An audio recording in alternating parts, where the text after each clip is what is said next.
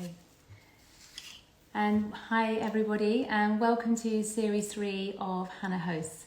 If you don't know me, my name is Hannah. I'm the founder and the CEO of Needle and Thread.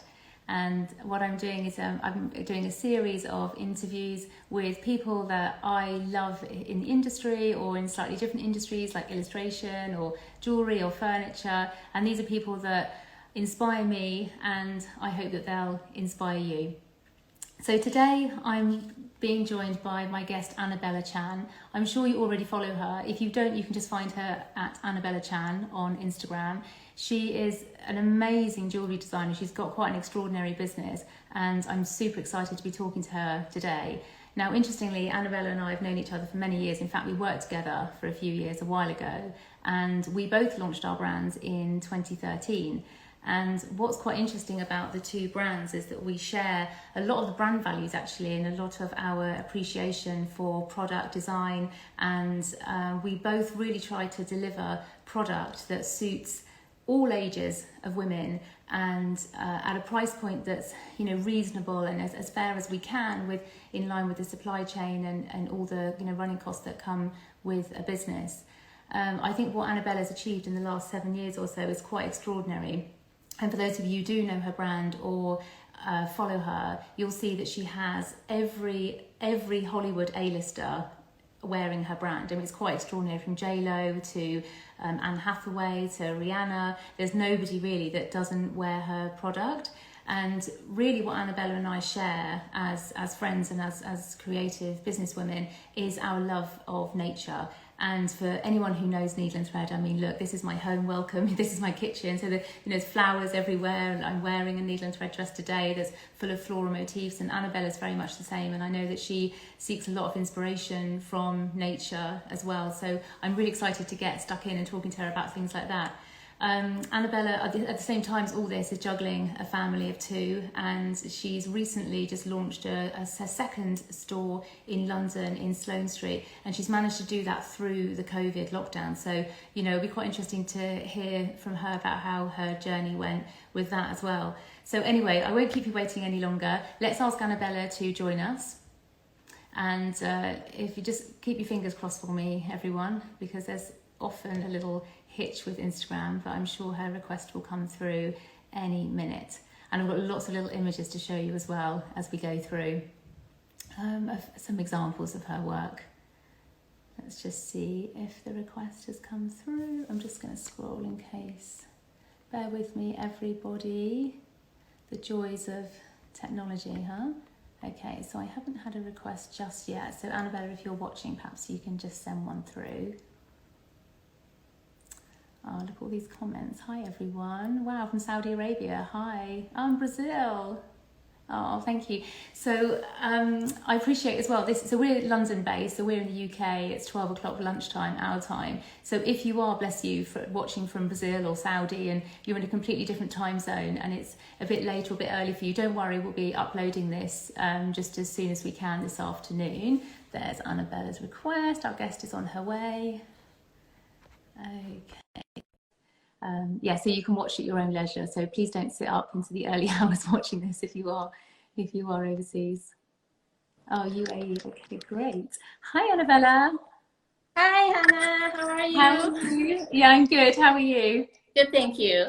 Good. Thanks for joining us. I'm so excited to speak with you today. Yeah, likewise. It's, we've known each other for so many years, but we just never tire, do we, of talking about design and product and business. There's always so much to talk about. Definitely. I mean, we've known each other for over a decade, and right from the start, you know. Yeah, absolutely. And I think I've seen both of our brands sort of blossomed like throughout the years, and it's been wonderful to be able to talk about it today.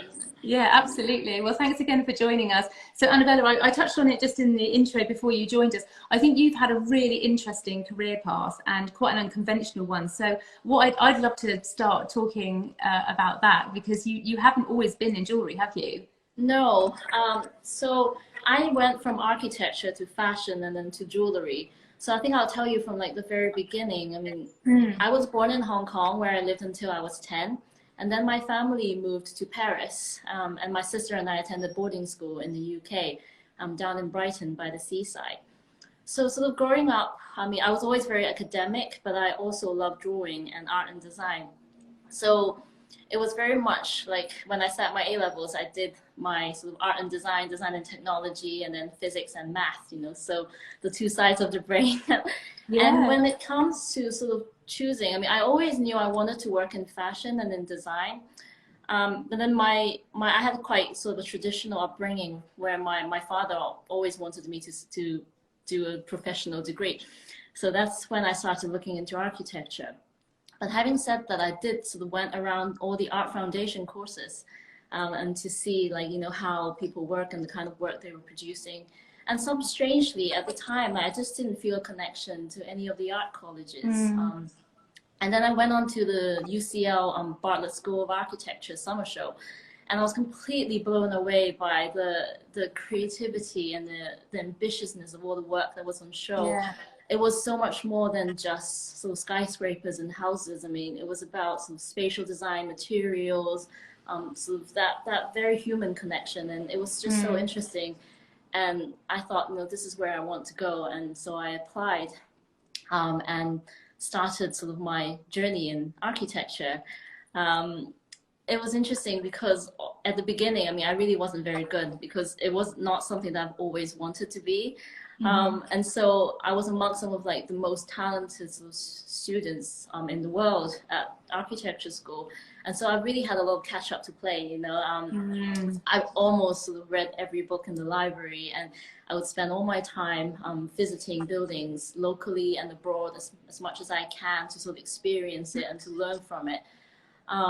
So it was needless to say, it was sort of night in, night out, working sort of very hard. And by the time I graduate, I was one of the top of my class, and I landed a job at Richard Rogers and Partnership in London. So my first sort of job out of university was actually working on the New York Ground Zero Tower 3 project, which was That's an amazing first project, yeah. isn't it? Yeah, that's extraordinary. Yeah. And then how to get from architecture to fashion. So basically, it's quite a funny story. When I was in my second year in architecture, for the summer, everyone was going off to sort of big architecture firms to do their summer internship. And at the time, I was living with two of my girlfriends who both went to Central St. Martin's. And they told me there was a notice on the notice board up that McQueen was looking for someone to work on prints and embroidery. And so I picked up the phone and I called the design studio. I think that was probably the most nerve-wracking phone call I ever made. And I was just trying to explain, so I saw this ad in Central St. Martin, and then they were like, okay, just come tomorrow at 3 o'clock with your portfolio and we'll see you. And that was it. And so there goes me, like sort of, I literally screamed when I put the phone down. And so I was scrambling through my A-level and GCSE art portfolios, you know, sort of the textiles work that I've done, all the illustrations that I've done, and to build like a fashion portfolio. And so the next day I went along with my sort of A0 size big, you know, portfolio. Yeah. I remember those days. It used to be quite normal. Yes. Yeah, and anyone watching this. No, portfolios didn't used to be digital, and anyone watching this who is, you know, design or creative trained will remember exactly what you were talking about. Lugging around London or whichever city you're in, these are huge portfolios. So they were just enormous, weren't they? Yes, and so by about page 3, I got the job, which was amazing. Wow. So I spent that summer, sort of day in, day out in the design studio, drawing up prints and embroideries for the runway collection, working with some of the most talented designers in the world and craftspeople, and it was an incredible experience. And then come the end of summer, I have to return to architecture school to complete my studies and degree. And then in all, like, once I started sort of working in architecture, my evenings and weekends at the design studio, drawing up prints and embroidery, because it's what I love doing. And it went to the point when the timing was right, I decided to quit architecture and went full-time in fashion. And what did your family think of that, Anabela? Because you've said that, you know, your family were quite keen to follow one path. Because I think for my family, I was very confident in my decision at the time, and I think my family saw that my studies, like throughout, I was never sort of envisioning myself to become an architect for the rest of my life. But whilst I was studying, I made sure I became the best architect I can be, you know, and they could really see that. And, you know, I had a great job, and I was in a great environment, and I still made that decision. So they know that everything sort of I embark upon, I don't take it lightly, and I really sort of think it through before I make that step. So they were very supportive and very proud of me at the same time.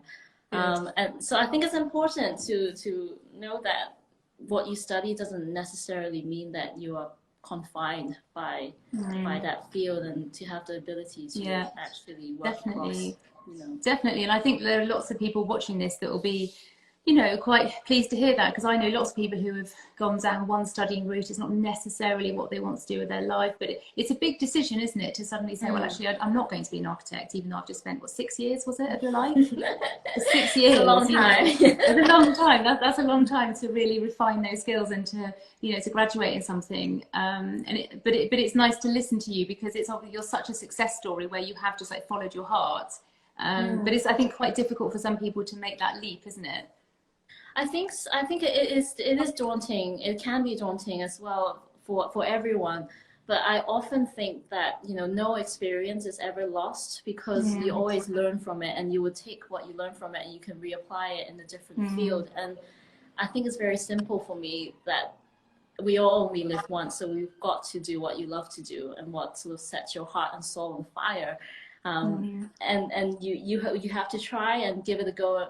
You know, you can always fall back on your previous career. You can always try and discover, you know, if it's not right for you, then there's nothing sort of holding you down. So you have to know that these skills are what sets you free, you know. Yeah, absolutely.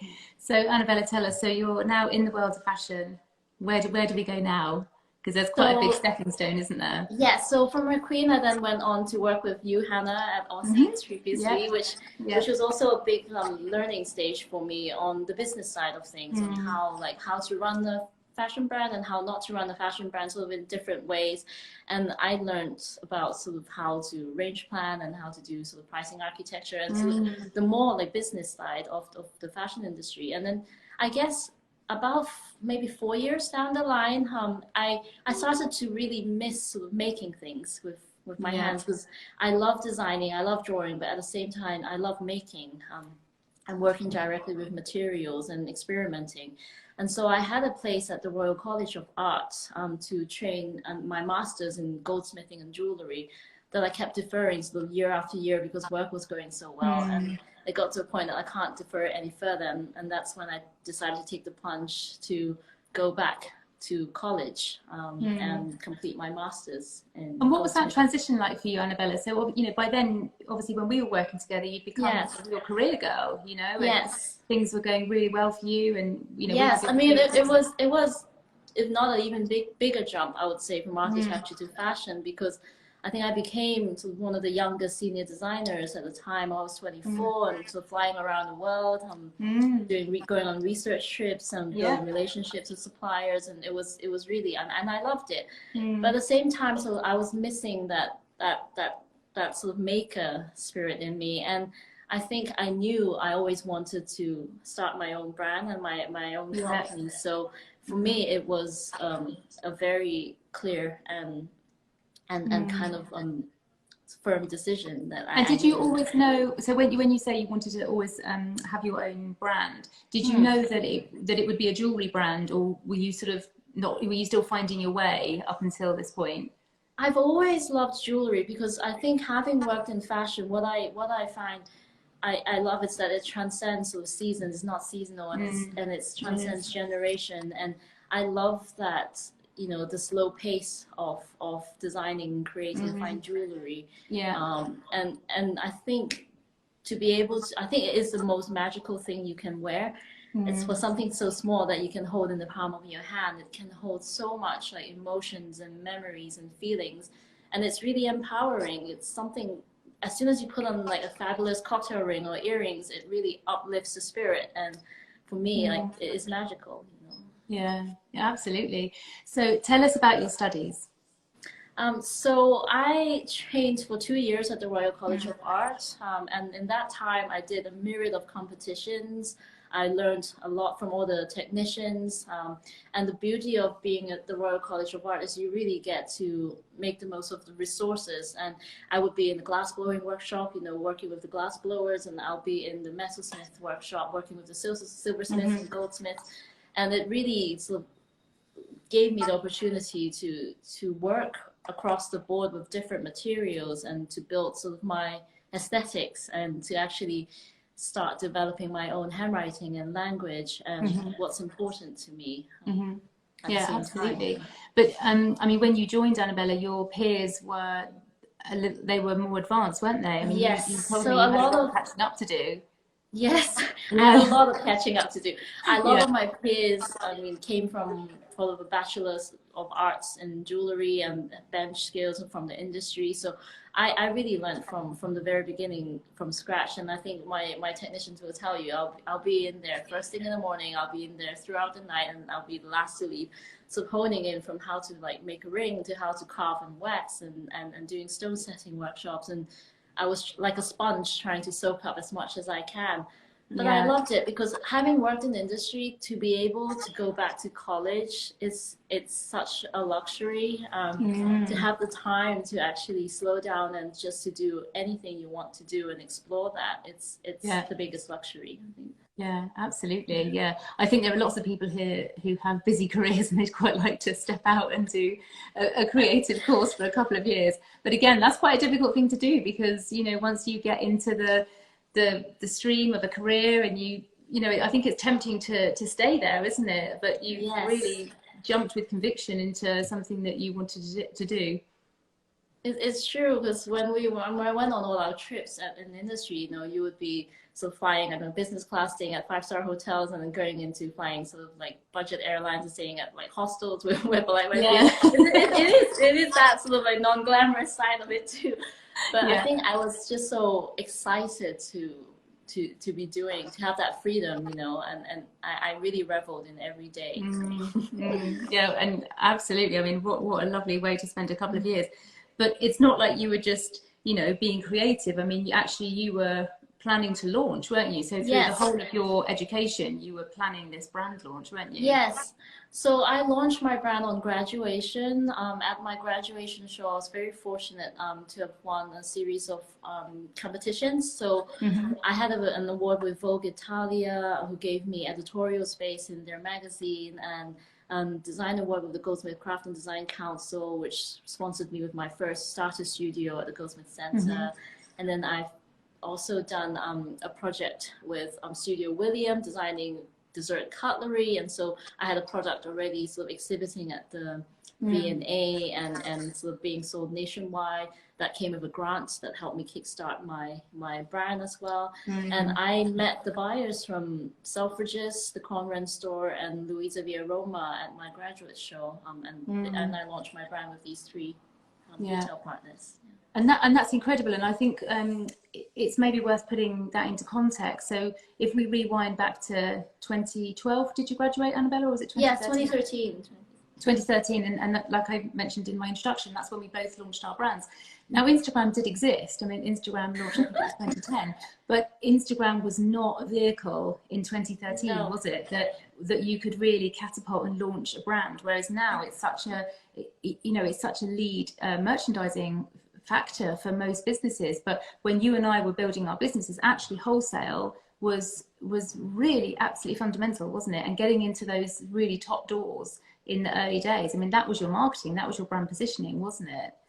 Yes, and for me, like, I always knew the importance of sort of the direct to clients sort of relationship. And so alongside sort of retailing with these retail partners, which I mean were incredible, I also hosted some private trunk shows around the world, so very small scale word of mouth trunk shows. I did one in Hong Kong, in Paris, in Milan, and in London, and one in Dubai. So for further down the line, a year after launching the brand, I opened my first standalone boutique at the Hamyard Hotel in Piccadilly Circus. So it all sort of came about organically as well.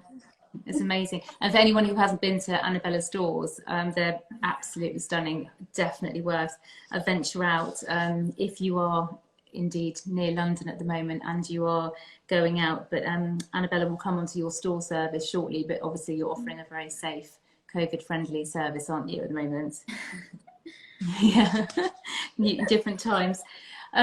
So let's talk about the aesthetic of the brand then, because I think this is why you and I do just have like such a creative love, don't we, of very similar things that I was talking about earlier. But tell us about the signature of your brand and your key sort of DNA and aesthetic.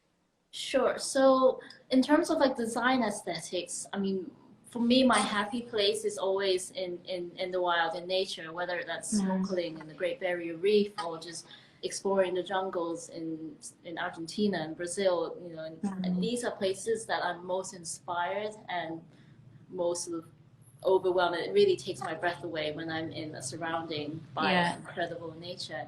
And I think very much of what I do is very colorful, and with a lot of my inspiration comes from nature, and it is that sort of glimmer of magic that I experience out there that I want to capture in the piece of jewelry that you can wear and enjoy. Definitely. I'm going to take this opportunity, Anabela, just to pull up. I mean, gosh, your collection is just so broad. It's so beautiful and so big, but we've just got a couple of examples here, haven't we? So tell us about this ring.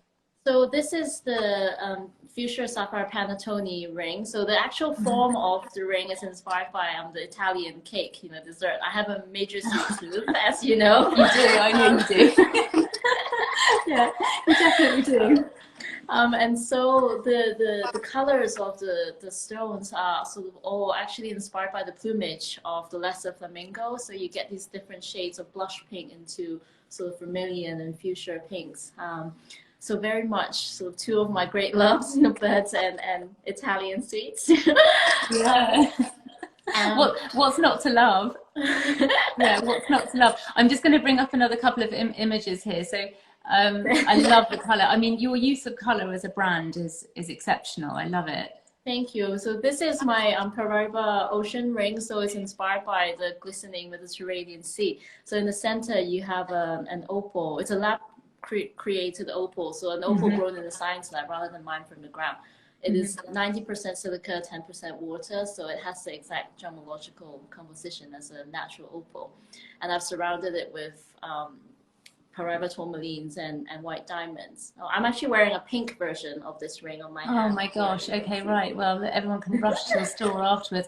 There's just so much. I mean, it's so beautiful, everyone. And the quality is just so good, isn't it? I mean, you know, we do this at Needle and Thread as well. Like, we really try to offer that craftsmanship and that, you know, that purest product at the best quality for the price. And I know that that's something that's really important to your brand as well, isn't it? Yes, all our pieces are handcrafted individually. We carve all the pieces in wax, so it's a very like artisanal process. So they're then cast into, usually with lost wax casting, and then every stone is cut and faceted and polished by hand, and then set painstakingly stone by stone. So it is something that we are very proud of. It's the level of craftsmanship in each and every one of our pieces. And Anabela, correct me, but I think, I don't know if you still do it, but didn't you make all the molds in the early days at least? Yes. Yeah, as if you didn't have enough skills already. Yeah. Are you still doing that, or do you have crafts team now? I do. I mean, I do most of them, but I do have a team of craftsmen who work with me on across the collection. It is one of the most sort of therapeutic process, sort of wax carving and drawing, both of which are two of my greatest love. And we've got the Cinderella ring here on the screen. So this is with a baby pink sapphire huddled by two flowers set with pink sapphire. Yeah, this is beautiful. Ombre color, yeah. I can see the heart emojis in the bottom of the right-hand screen have suddenly gone crazy. I thought that would be quite popular, that one. I called it the Cinderella ring because the very first edition I created was with a baby blue sapphire, and I always joked that, you know, if Cinderella wore the ring instead of the glass slipper, she would never leave it behind. Absolutely. Well, look, I mean, I think we could go on and on, but there are just what I love about your collection and your brand is every single piece has got so much intricacy and consideration and just so much craft and art behind it, and that's very rare these days, you know, to really genuinely be able to like hold those that brand value like true to your core. So I mean, congratulations, it's amazing what you've done. So Annabella, you touched just now on the lab-grown opal, but I know that the whole sustainability aspect of stones and mining, that's something very close to your heart, isn't it? So tell us where your stones come from and how it all works. So it all began actually when I was in my first year at the Royal College. I had a very good friend who was in the footwear design course, and so we were just having coffee at the college cafe one day and then talking about family, and she told me her family is actually in the mining industry. So all naturally I asked, so if you have all the access to the world of gemstones, why aren't you doing the jewelry course like I am? Why are you designing shoes? Yeah. And then she said to me, if you've seen what I've seen, then you probably wouldn't want to be a part of that industry. And so that was like planting a seed in my mind, you know, on sort of delving deeper into the industry that I'm a part of. And so I got married in my second year to Jimmy, and when we went on our honeymoon, we went to Sri Lanka and the Maldives. And whilst I was in Sri Lanka, I made sure to visit a couple of gemstone mines locally. And for me, that was almost a decade ago, and it was a heartbreaking experience, just to see, you know, sort of the disparity from, you know, how people worked and how little they were paid. And so that was sort of the starting point for my research into using alternative materials that could offer the same sort of magic in a way. So we are the first fine jewelry brand to truly champion laboratory grown gem and created gemstones with sort of a high jewelry design aesthetic, paired with artisanal craftsmanship. So really, it is very much about sort of finding different ways to sort of innovate with sustainability and ethics in mind. So that also encompasses sort of different arenas within the field. One of the examples of a recent project that collection that I launched are the Aluminium blooms collection. So I'm just going to interrupt you there, Anabella, because I've actually got some images. So let's bring up so we can just talk about this. So this is part of the, So this collection, what's special about this is the metal that you see are actually made from recycled soda cans. So this is amazing. I mean, and you know what's so amazing about your brand is that, you know, like you say, you were having this dialogue like 10 years ago. So you're pioneering, aren't you, for other fine jewelry brands to follow, really? I think I think at this moment in time, it's definitely much more like talked about and looked at. And I think there are some great works that people are doing across the board, whether it's with mined stone or lab-created stones or recycled gold and recycled sort of other materials. And it's such an exciting time. So with this particular collection, it was actually started quite a funny journey. I was researching into recycled gold from technology industry, and I was drinking a can of San Pellegrino, so lemonade in my hand at the time, so I was just like thinking about it. And then I was just looking at it and thought that, you know, actually aluminium has been used in fine jewelry before, and drink cans have been notoriously recycled over and over again. So I thought, why can't I sort of turn this into jewelry? So essentially turning trash into treasures. And so that's when I started sort of experimenting with the metal. And it took about a trial and error period of about 2 years before we got to the final outcome. And did you do this with your existing supply chain, Annabella, or did you have I mean, I actually did it very locally. So even at our own workshop, because it's a very actually low-tech sort of process. It's about getting the temperature right, you know, so cutting up the soda can into 1 centimeter square sort of cubes, and then melting it to about 600 degrees, and then refining it. Because the difficulty with using recycled aluminium is its impurities can cause like porosity in the metal, so that you get an uneven surface. So it's about overcoming that. And so by heating it at different temperatures, we actually find that we can actually control the porosity to get greater color intensity. So you've got these really sort of quite mesmerizing and bold pieces that are very lightweight and comfortable to wear at the same time, has a great story. And I mean, I can show you, I mean, I'm holding this, so this is called an ingot. So this is basically 6 aluminium soda cans melted into like a bar. and 6 of these will allow me to cast one of these flowers. So Yeah. essentially the pair of earrings that I'm wearing now are made from 12 to 14 soda cans. That would otherwise be in the trash, like you say. Yes, yes. Yeah, and they're stunning. And I mean, I've had the the fortune of seeing these close up, and the quality, they're just so beautiful, aren't they? Thank you. Oh, and amazing. it's interesting because within this collection, we also have like a rainbow version where we've used the same technology called physical vapor deposition, which is what they use in the car industry to color, like, sports car bodies, and also in the watch industry. And to apply that onto sort of the jewelry pieces has always been very exciting. So just pairing different technologies and understanding into creating something new. Well, I think it's extraordinary, and we could sit talking all day, couldn't we? Yes.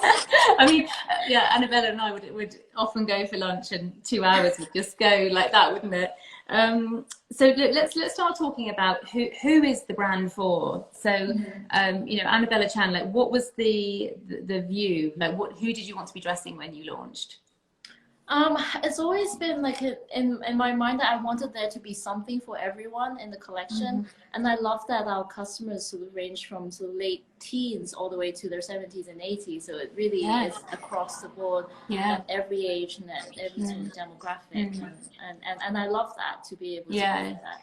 I think that's so important, and that's something that we have, the same vision at Needle and Thread, and actually our customer base is very wide. We have very young girls wearing us right up until women in their 60s and early 70s. And of course we have a core demographic as well, but we want, I wanted my brand to be as inclusive as it could be, and I think you wanted the same, didn't you? So anyway, that said, you've had some pretty big A-listers wear you as well, haven't you? So it's not it's not just customers coming in. I mean, Anabela's portfolio of Hollywood A-listers is really quite extraordinary. So do you want to talk to us about this? Sure. So this is the first piece I ever made that was worn by Rihanna. So she's wearing our diamond peony butterfly ring here in the picture. It was for a Fenty Beauty launch campaign in London, and she paired it with short parts of heart diamond pendant together. So I love that a lab created stone can sit side by side along with a natural mined stone that has probably another 60 to the right side. Added to it. Absolutely. It's amazing, and for me, like, it's such an exciting time when I see sort of people and celebrities who wear my pieces, because as a brand we do sort of zero advertising, and we've never done a paid partnership. So all of the celebrities that we've dressed, from Rihanna to Beyonce to Anne Hathaway, Julia Roberts, Taylor Swift, they all choose to wear our pieces, and the stylists choose our pieces for major sort of red carpet events. So this is Lady Gaga. Yeah. So this is she's wearing our pearl and diamond constellation ear climber, and this was at her London launch for A Star Is Born, the movie, the premiere. And she's wearing Alexander McQueen and my earrings, so I love this image. That must be quite sentimental for you. Yes, very. And then this is Taylor Swift, isn't it? And then this is Taylor wearing the same earrings that Hannah's wearing today. I know, I love them so much that I was actually bought these as a Valentine present. They're gorgeous, and I wear them all the time. Yeah, I love them. And we have so many more, don't we, Anabela? Yes. And this is Beyonce from her movie The Blackest King, and this was styled by the most incredible stylist, Serena Akers. She's so gifted, and I was so excited when I realized she wore 4 pairs of our earrings from the Supernova collection in the short film, and I literally discovered on social media, because a lot of the times, stylists would pull pieces, but you never know that if they were going to make it, to the shot, or to the event. And then somebody tagged me on Instagram, and I literally jumped out of bed screaming and gave Jimmy a heart attack. It's very exciting when that happens, isn't it? I couldn't sleep that night. I'm not gonna lie. No, absolutely. Enjoy every moment of it. It's not every day, is it? And we have more, so this is Scarlett, Yes, obviously. Scarlett. Yeah. Oh my gosh, I mean, there's just, look, more Beyonce's, and This is Anne Hathaway in our global earrings. yeah. Anabela, is there anyone that you haven't dressed that you'd really love to? I would love to dress the Queen, Her Majesty the Queen. I would really love to make something for her. And I mean, these aluminium pieces are so lightweight and comfortable. I think they will look great on her. Yeah. Well, I think we should contact the palace. I think she'd love that. So tell us about your new store. So obviously you launched with your Ham Yard store. You've recently opened up your second one in London. I mean, that could not have been a straightforward opening all the way through lockdown. How did that work? No, so it's always been a project, sort of, and we've been planning since 2019, and it actually took me 2 years to find this location. Because, like you know, for us it's so specific. I mean, it has to be perfect and just right. And so we don't rush into any decisions as such. And when COVID, so the pandemic was beginning to unfold, so we were faced with the decision whether to continue or to pause it or to abandon it. And I thought really long and hard about this. And I really believe that, you know, despite the circumstances, there are still moments of joy and special occasions that are worth celebrating, like little victories and like birthdays, weddings, and anniversaries, and it's so important to not to forget that. And I really wanted to create a space that is magical, that feels like a treat to come to, that is personal and safe, and that people can almost get a sense of escapism in the store. And I was so fortunate to have like my husband Jimmy Hong like design both my stores from Ham Yard and to Sloane Street, and he designed sort of every detail down to the millimeter, and working with some of like the most incredible sort of craftsmen and bespoke cabinet makers in Italy and Germany and in England. And I mean, in all honesty, I mean, Jimmy, he's the lead architect at Hathaway Studio, so I would have never been able to afford him.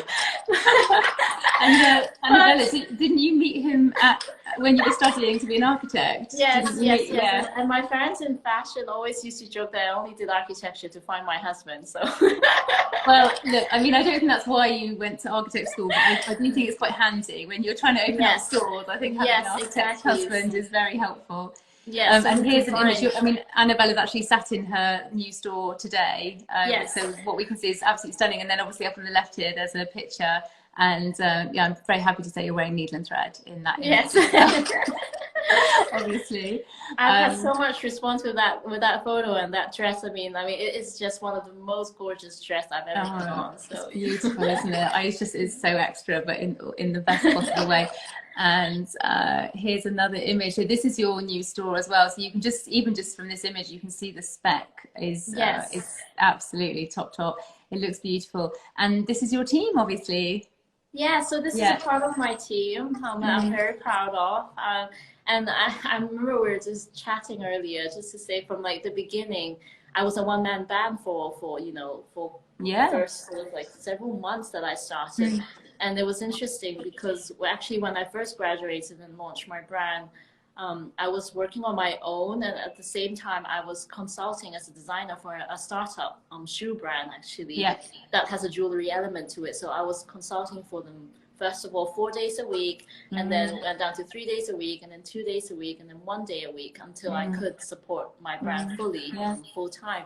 And I think, Anabela, that's what it takes, isn't it? And that's really common. And that's exactly what I had to do with needle and thread. I was doing consultancy on the side and trying to, launch this brand. And then there's a tipping point where I think anyone in that position has to decide, okay, it's now. I'm now going to pull from any additional work and therefore distraction and plant everything into the business baby. And there's a bit of a gulp, isn't it, when you have to do that? Yes.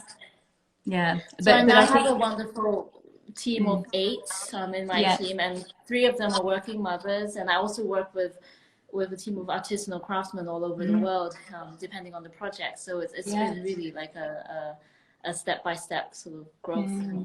And what was it like for you? Because obviously you were just working on your own, and I know that when you graduated, I think, was it within 6 months you taught yourself how to build a website and you launched your own e-commerce business?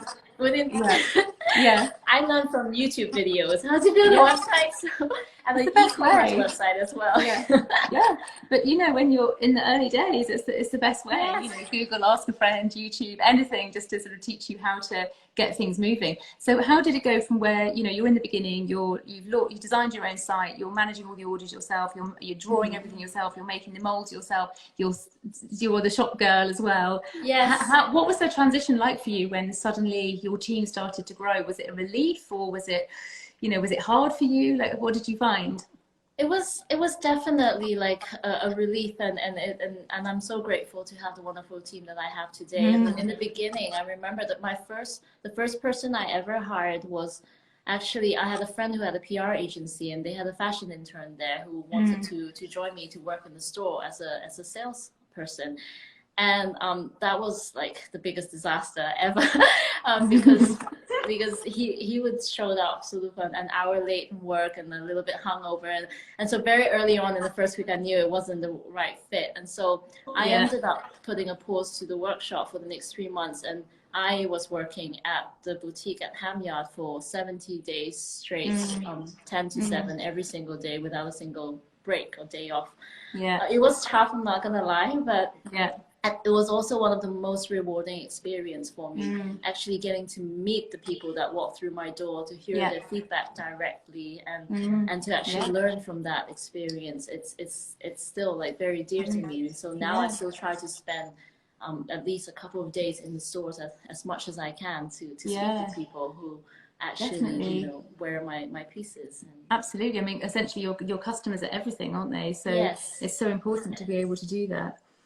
And tell us a bit about your fashion style. So, you know, I mean, the part of the Anabela Chan brand is you. It's your style, and not just into jewellery, but into fashion. You know, I always love the way you dress, and you do wear a lot of needle and thread, I have to say, don't you? In fact, I do love my sparkles. Yes. I know. I think you love sparkle as much as I do, actually. So, and this is with your little girl, isn't it? Yes, Valentine. I mean, for me, it's very much mix and match. I love pairing sort of high and low, and like vintage to sort of like indie market finds to brands and different designers. And I love sort of wearing. I could wear like sort of a floor length like feather skirt with a t-shirt and sneakers, you know. And I love that contrast, you know. I remember I would walk up to work in like a fully sequin pink iridescent sort of Dries Van Noten sweater with, you know, with like Converse on a Monday morning when everyone was sipping their coffee. I remember those days, and I love that, and I love to pick up like, you know, one statement piece and then dress around it. And the same with sort of my jewellery. I love to wear it even with just a white t-shirt and jeans and trainers, and with big sort of statement earrings and a cocktail ring, and I feel sort of really uplifted and ready for the day ahead, you know. I mean, fashion, clothes and jewellery can definitely bring you a lot of joy, can't they? Yes. Okay, my goodness, I've just like done a quick time check, Anabela. I can't like, time just goes when I'm talking to you.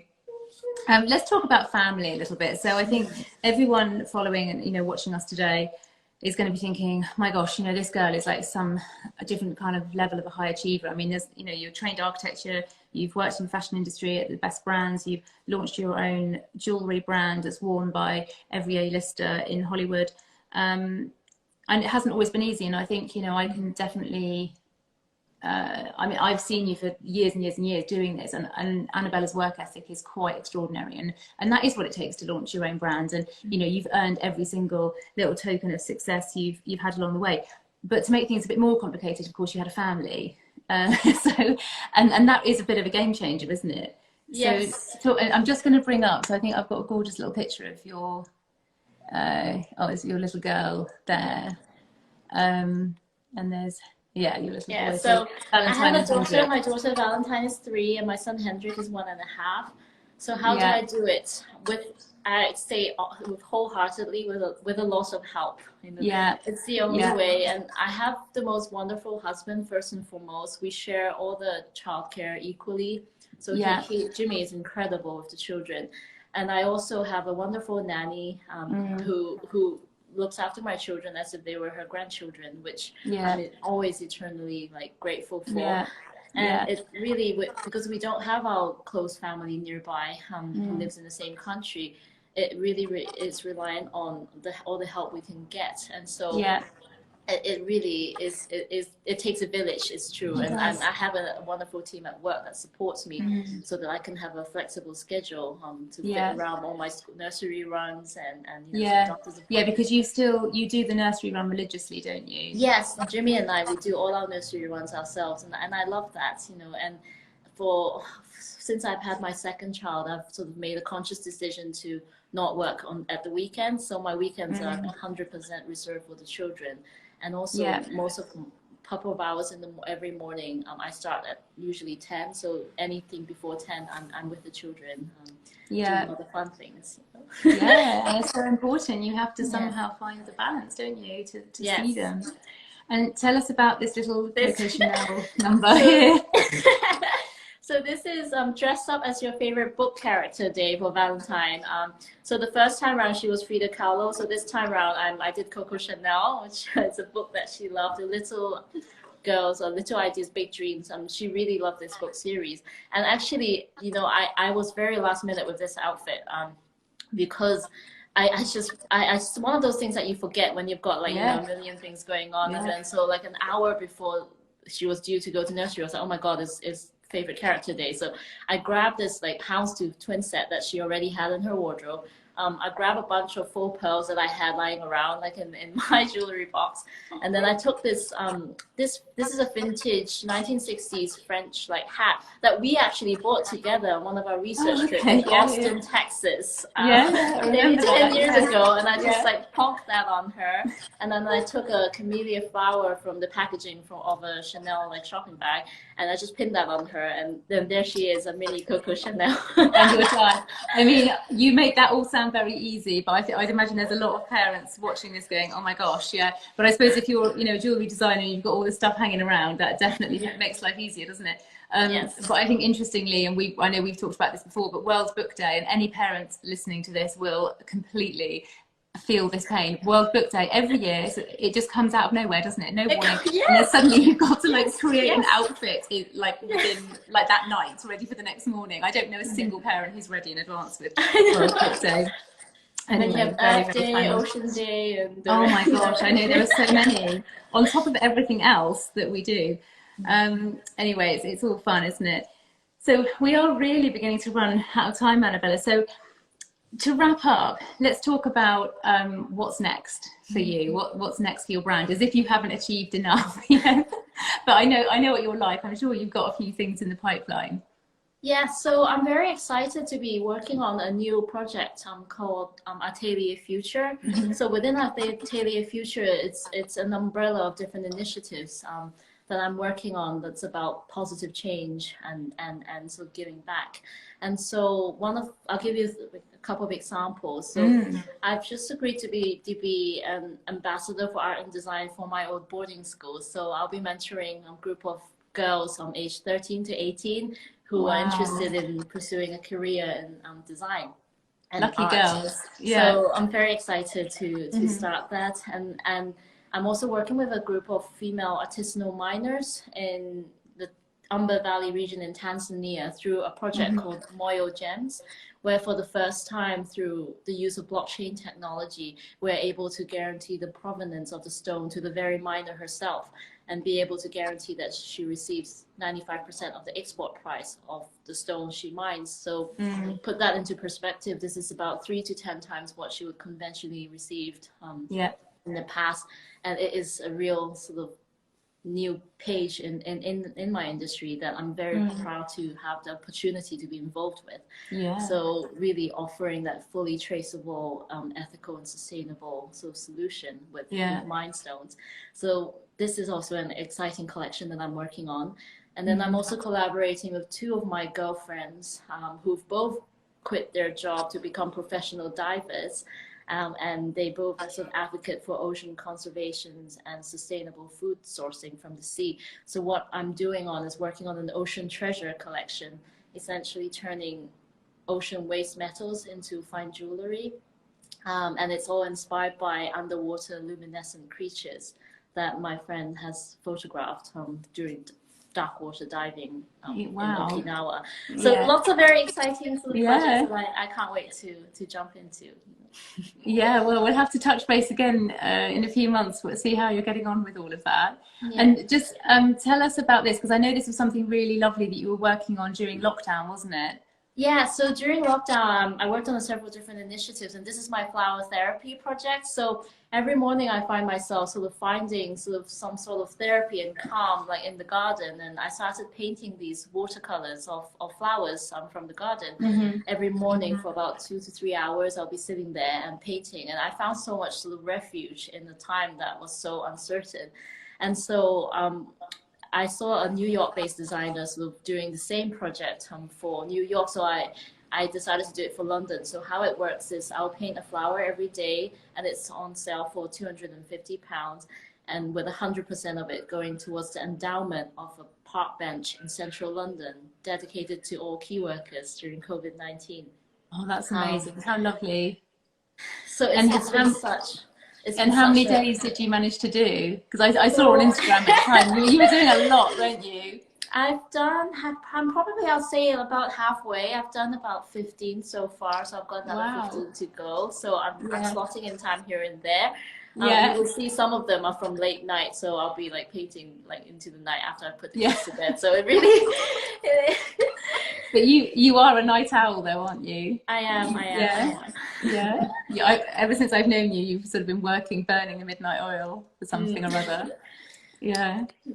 Well, Anabela, I mean, I think you know, I could talk to you for hours and hours, but unfortunately we are almost out of time. So I just want to thank you for your time, and I think I can say on behalf of everyone, you've just been so interesting, so engaging, and such an unusual story. And I think what you've done with your brand is quite extraordinary, just from the creative values, the sustainable values, the inclusivity. I think you are absolutely amazing what you do, and congratulations on everything. Thank you so much, Hannah. Yeah, you're very welcome. I learned a lot from you too, so you know, it's all connecting the dots from our previous experiences. Okay, thank you. All right, I'll speak to you soon, Anabela. Take care. Take care. Bye. Thank you. Bye. Bye. Oh my goodness. Well, I hope you enjoyed that as much as I did. I'm sorry we couldn't go on. I mean, actually I had so many more questions and so much more to talk to her about, but unfortunately there is a 60-minute cut-off point, and I'm getting very, very close to that. So I don't want to overrun. So thank you so much everyone for watching. And if you've enjoyed today, then please go ahead and watch the previous two that we've done. I've interviewed Megan Hess, who is an amazing illustrator based in Australia. She illustrates fashion, fascinating woman. And also I've interviewed Laura Wills, who's on Instagram as the Fashion Bug blog. I'm sure all of you know her, one of the most successful influencers in the UK. So pop onto our brand IGTV section and you can find those. And we'll be back soon with another guest. But thanks for joining us today, and I hope you enjoyed it. Take care. Bye.